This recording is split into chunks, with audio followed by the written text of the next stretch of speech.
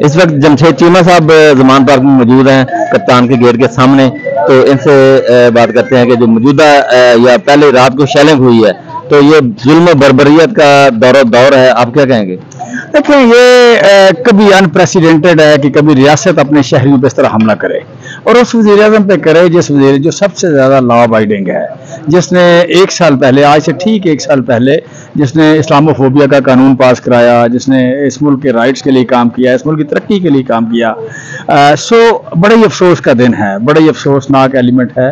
और लोगों ने ये बताया कि जब कहा करते थे हमें कि तहरीके इंसाफ के लोगों के गाल बड़े नरम हैं, इनके पाँव में छाले पड़ जाएंगे, वो सारे चवड़ आके देख लें, सारे चवड़ आके देख लें कि किसी ने 1 इंच जमीन नहीं छोड़ी।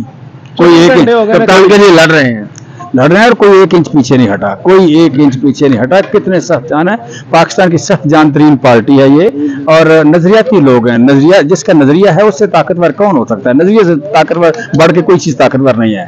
और उन लोगों के लिए भी पैगाम है जो 13 चोरों को लाके जिन्होंने तख्त पे बिठाया, उन्होंने कहना चाहता हूँ कि आपके लाए हुए 13 चोरों के बोझ से पाकिस्तान का तख्त टूट रहा है। पाकिस्तान में 50% के लगभग महंगाई हो गई, यहाँ की इंडस्ट्री बंद हो गई, हर छठा आदमी बेरोजगार हो गया, 2 करोड़ लोग गुर्बत की लकीर से नीचे चले गए।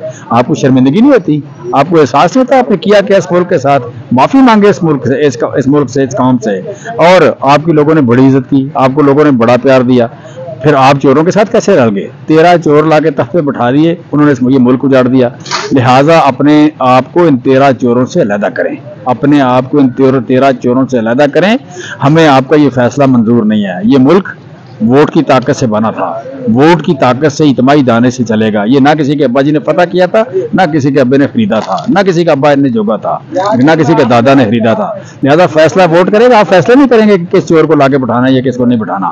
फैसला अवाम ने करना है और अवाम फैसला दे चुकी है। लिहाजा आप अवाम के सामने न खड़े हों, पीछे हटें। लेकिन हटने से पहले इन 13 चोरों को, इन गंद के टोकरे को ले जाएं उठा के।